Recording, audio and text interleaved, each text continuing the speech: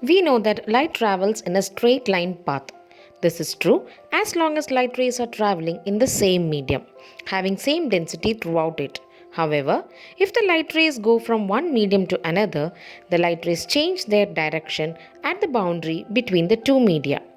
For example, when a ray of light traveling in air goes obliquely into another medium glass, it changes the direction on entering the glass block. This change in direction of the light when it passes from one medium to another is called refraction of light.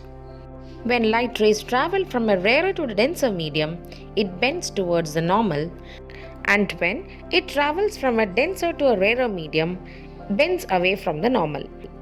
Let's recall how a light ray gets refracted through a glass slab. Assume that a light ray is coming from air falls obliquely on the glass slab.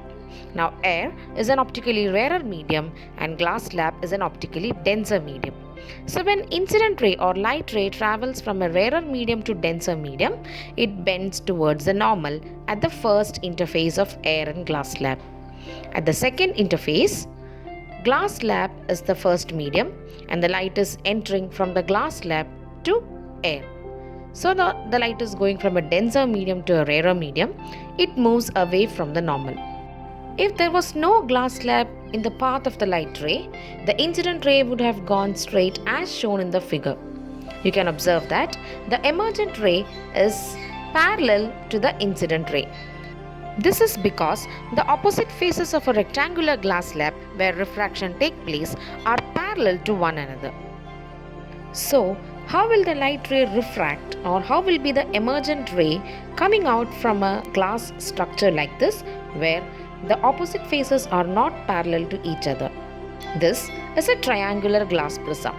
A triangular glass prism have two triangular faces and three rectangular sides or faces where the opposite faces of a triangular glass prism are not parallel to one another. Similar to a glass slab, when a ray of light passes through a glass prism, refraction of light occurs both when it enters the prism as well as when it leaves the prism. Let's now look how a light ray gets refracted in a glass prism.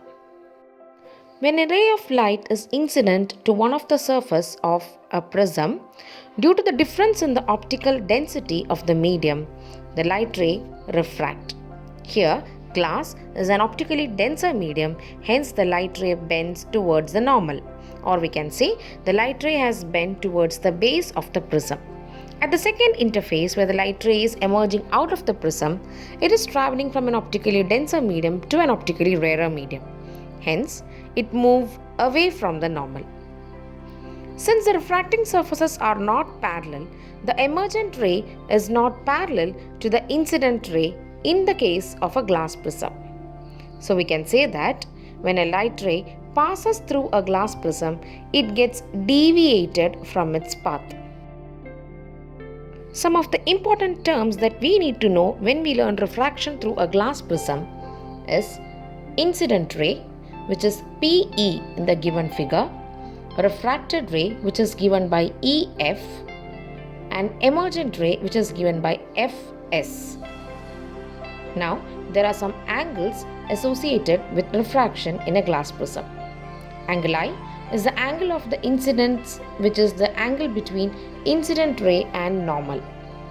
Angle R is the angle of refraction. It is seen inside the prism when the first refraction takes place from the first interface. Angle E is the angle of emergence, which is the angle between the emergent ray and normal. Angle of prism is the angle between the opposite faces of a glass prism. In the figure, angle A represents angle of prism. There is one more angle represented in the figure.